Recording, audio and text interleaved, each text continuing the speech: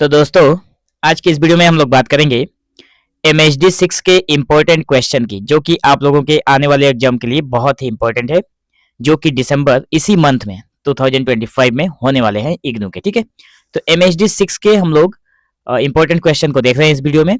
और इससे पहले हम लोगों ने देखा था MHD 2 का कुछ इंपॉर्टेंट क्वेश्चन, तो आप लोग चैनल के जो प्ले लिस्ट है MHD 2 का, उसमें जाकर आप लोग एक बार चेकआउट कर सकते हैं और बहुत सारा वीडियो मिलेगा, आप लोग वहां से अपने पूरे एग्जाम के लिए प्रिपरेशन कर सकते हैं।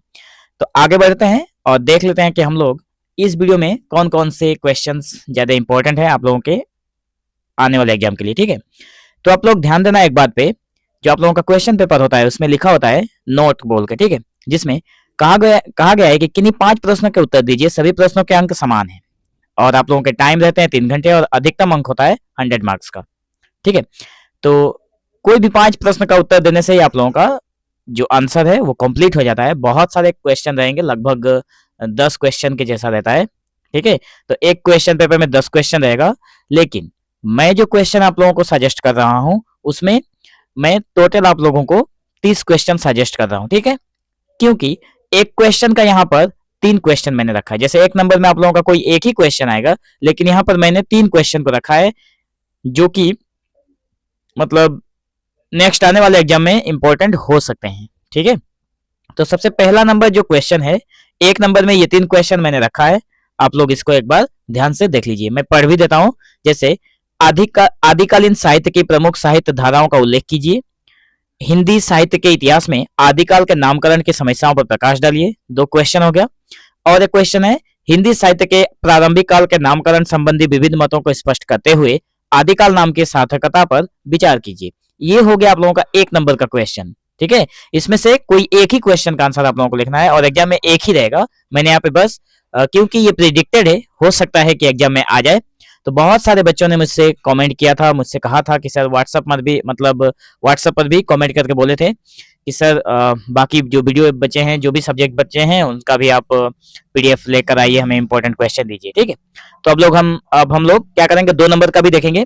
तो देखिए 2 नंबर का जो प्रश्न है उसमें पहला है, भक्ति काल की पृष्ठभूमि को उल्लेख करते हुए भक्ति आंदोलन के अखिल भारतीय स्वरूप की चर्चा कीजिए।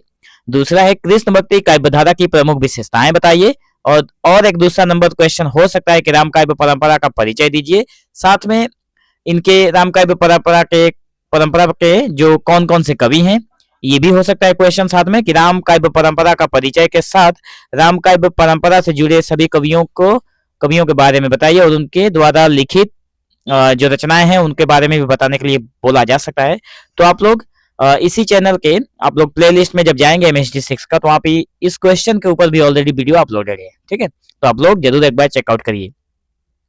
3 नंबर का प्रश्न आप लोगों का हो सकता है कि रीतिकाल का ऐतिहासिक एवं सामाजिक पृष्ठभूमि ने इस काल की कविता को किस तरह प्रभावित किया, चर्चा कीजिए। ये क्वेश्चन हो सकता है। नहीं तो सूफी काव्य की प्रमुख विशेषताएं बताइए, ये हो सकता है। या फिर रीतिकालीन कविता की पृष्ठभूमि का विस्तृत विवेचन कीजिए, ये क्वेश्चन जरूर हो सकता है। चौथा नंबर क्वेश्चन क्या हो सकता है कि छायावाद की प्रमुख प्रवृत्तियों की सोदाहरण चर्चा कीजिए।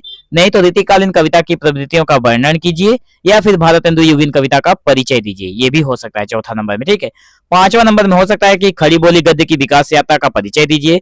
पुनरुत्थान की अवधारणा को स्पष्ट करते हुए बताइए कि उसने आधुनिक हिंदी साहित्य को किस रूप में प्रभावित किया, ये क्वेश्चन इंपॉर्टेंट हो सकता है। या फिर द्विवेदी युगीन गद्य साहित्य पर प्रकाश डालिए, इंपॉर्टेंट। ठीक है, यहाँ पे 20 मार्क्स लिखा हुआ है, मतलब 20 मार्क्स के क्वेश्चन रहते हैं, तो 5 लिखने से आप लोगों का 100 हो जाता है। 6ठे नंबर का क्वेश्चन 3 में से कोई एक हो सकता है कि प्रयोगवाद और नई कविता की विशेषताओं पर प्रकाश डालिए।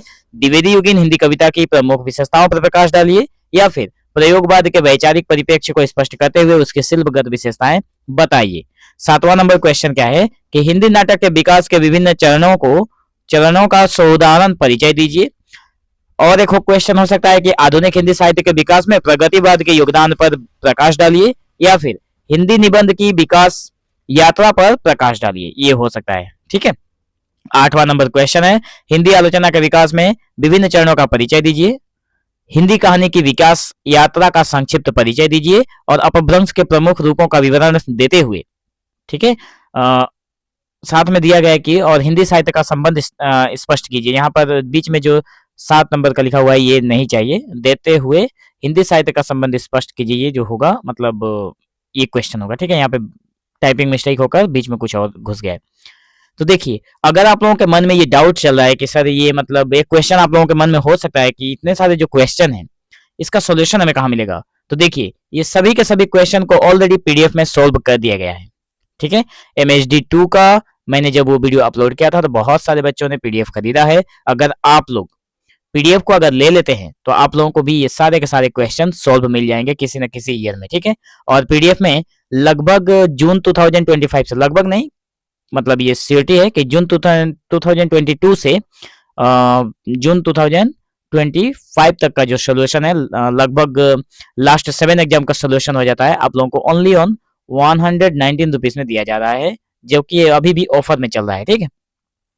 उसके बाद 8वां नंबर हम लोगों ने देख लिया। 9 नंबर का जो क्वेश्चन है इसमें से मतलब पहला नंबर है कि उर्दू साहित्य का विस्तृत विवेचन कीजिए, हिंदी भाषा की विकास यात्रा का परिचय देते हुए उसकी प्रमुख बोलियों की चर्चा कीजिए, या फिर हिंदी भाषा के विकास के विविध पहलुओं पर विचार कीजिए। ये वाला हो सकता है। उसके बाद आप लोगों को 10 नंबर में क्वेश्चन नहीं रहता है, यहाँ पर टिप्पणी लिखने को दे दिया जाता है। एक टिप्पणी की वैल्यू होती है, मतलब मार्क जो होता है वो 10 मार्क का होता है, ठीक है। तो 2 टिप्पणी आप लोग अगर लिखते हैं तो आप लोगों का 20 मार्क्स हो जाएगा।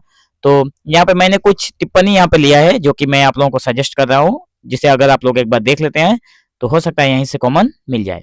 भक्ति आंदोलन का अखिल भारतीय स्वरूप, नवजागरण और आधुनिकता, राष्ट्रीय सांस्कृतिक कविता, हिंदी कहानी में दलित चेतना, भारतीय भाषा परिवार, भारोपीय भाषा परिवार, उर्दू साहित्य, जीवनी और आत्मकथा, नई कविता, अष्टछाप के कवि और रासो काव्य। मतलब इनमें से किसी इतना सारा नहीं रहेगा आप लोगों के एग्जाम में, जो पेपर मिलेंगे उसमें केवल 4 रहेगा और 4 में से केवल आप लोगों को 2 ही लिखना होता है, ठीक है। मैंने यहाँ पर लगभग 7-8 सजेस्ट कर दिया है आप लोगों के लिए, तो आप लोग एक बार जरूर इन सारी चीजों को देखकर एग्जाम में जाइएगा। तो अगर आप लोग MHD6 का भी पीडीएफ अगर चाहते हैं तो आप लोगों को डिस्क्रिप्शन में व्हाट्सएप नंबर मिलेगा और साथ में प्लेलिस्ट का लिंक भी मिलेगा, वहां से जाकर आप लोग चेकआउट करिए। और MHD6 का अगर पीडीएफ चाहिए जहाँ पे ये सारे के सारे क्वेश्चन अगर आप लोगों को सोल्व चाहिए तो वो भी मिल सकता है, लेकिन आप लोगों को एक छोटा अमाउंट पे करना पड़ेगा। तो आप लोग एक बार जरूर देख लीजिए, ठीक है। तो मिलेंगे हम लोग एक नए वीडियो में, तब तक के लिए धन्यवाद।